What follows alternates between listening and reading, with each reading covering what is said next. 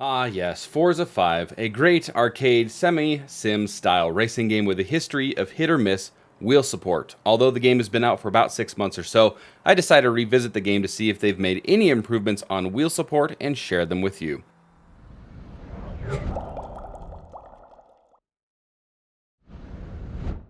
So, quick disclaimer before we get started is I haven't actually touched this game since January, where we saw a lot of network and wheel related issues, so I'm hoping to jump in and find some improvements on wheel support.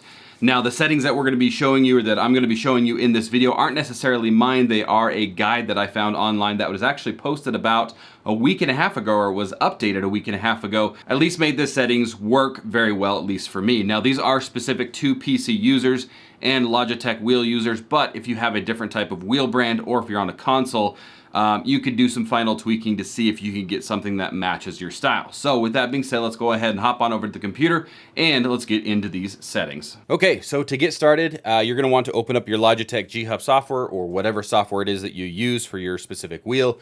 This should work for the G29, the G923, and the G27. Basically your three most popular wheels for Logitech themselves. If you have a Fanatic or a Thrustmaster, most of the settings within the G-Hub, they should have a software that can replicate that as well. So you should be able to do that. So also the links for the guide that I'll be using, or that I have used, is going to be in the video description, as well as a link for a Forza forum that shows what each of these settings mean. So if you want to learn a little bit more about them, we're not going to cover that in this video, but you can click the link down below in order to learn more. So within the G-Hub software, we are going to click on the wheel. In this case, it's the G29. And the first setting recommended was change the operating range to 540, followed by the sensitivity sitting at 50. You want that to be at 50. Now, I tried to play around with the centering spring strength. In order to move the slider left or right, you need to have this checkbox off. The guide recommended this to be 0. I tried it without adjusting the centering spring first, and the wheel was extremely hard to fight against.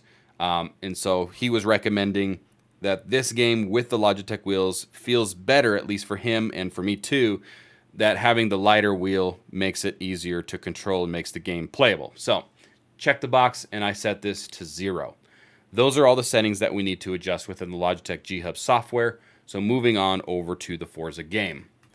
In here, you cannot be in a race, so you'll want to be loaded up into a free roam. We're going to go to settings, go to difficulty. First setting is changing the steering to simulation. And then we're going to change not only the traction control, but also the stability control. Turn those both off. Next thing that we're going to do, we're going to hit escape and head on over to the advanced controls. We're not going to adjust anything from vibration all the way down until we hit force feedback scale. We turn this down to a 0.8. We turn again the centering spring and the wheel damper scale to 0. Mechanical trail scale we left at a 1.0. Force feedback we drop down to a 0.8. Force feedback load sensitivity we drop down to a 0.6.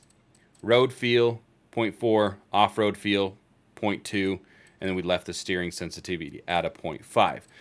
If you've been familiar with this game, the off-road seems to be the biggest struggle. As soon as you lose control of the car, it's almost unrecoverable, and you have to either rewind or restart the race in order to basically fix your mistake. So hopefully this video helps you guys out, gives you something to start from. He goes into more depth in that article down below as to why he adjusted these settings the way that he did.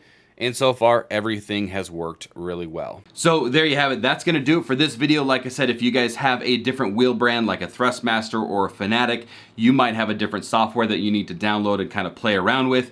If you're on a console, you may need to do some final tweaks, just because the G-Hub software, or if you have one of those other brand wheels, you can't typically download those computer or those PC softwares and make changes in there. So hopefully you guys can get some tweaking done and make it work best for you. At the very least, I hope this video helps one of you guys at least give you a foundation to start from.